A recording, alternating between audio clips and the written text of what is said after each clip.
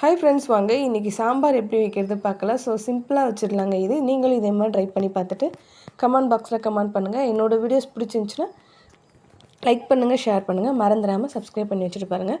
ஒரு கடாயில் எண்ணெய் ஊற்றிட்டு கடுகு வெந்தயம் போட்டு பொரிஞ்சதுக்கப்புறமா வெங்காயம் தக்காளி கருவேப்பிலை போட்டு நல்லா ஃப்ரை பண்ணுங்கள்.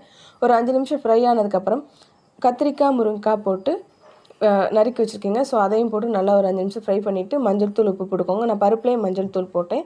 ஸோ இதில் உப்பு மட்டும் போட்டிருக்கேன். போட்டுட்டு அந்த கத்திரிக்காய் முருங்காயும் போட்டு நல்லா ஒரு 5 நிமிஷம் ஃப்ரை பண்ணிவிட்டு சாம்பார் தூள் போட்டுக்கோங்க. போட்டு தண்ணி ஊற்றி நல்லா வேக வைங்க. 3/4 வேக்காடு வெந்ததுக்கப்புறமா பருப்பு வேக வச்சு வச்சுருக்கேன் தனியாக. ஸோ அது கூட இது நல்லா வெந்த காயையும் மிக்ஸ் பண்ணிவிட்டு கொத்தமல்லி எல்லாம் அரிஞ்சு போட்டுக்கோங்க. புளி கொஞ்சமாக ஊற்றிருக்கேங்க, ரொம்ப ஊற்றலை, கொஞ்சோளம் மட்டும் கரைச்சி ஊற்றிருக்கேன். உங்களுக்கு தேவையான அளவு காரத்துக்கு ஏற்ற மாதிரி மிளகா வேணாலும் போட்டுக்கலாம். ஸோ நான் சாம்பார் தூள் மட்டும்தான் போட்டிருக்கேன். இது போட்டு நல்லா கொதிச்சதுக்கப்புறம் இறக்குங்க. சுவையான சாம்பார் ரெடி. நீங்களும் இதே மாதிரி ட்ரை பண்ணி பார்த்துட்டு கமெண்ட் பாக்ஸில் கமெண்ட் பண்ணுங்கள். ஸோ பீட்ரூட் பொரியல் வீடியோ போட்டிருக்கேன், போய் செக் பண்ணி பாருங்கள்.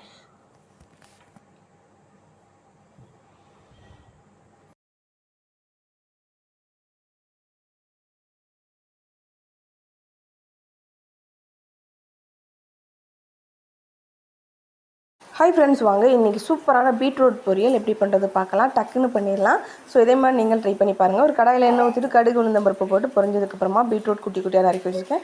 ஸோ அதையும் போட்டு நல்லா உப்பு மஞ்சள் தூள் போட்டுக்கோங்க. போட்டு ஒரு 5 நிமிஷம் ஃப்ரை பண்ணுங்கள்.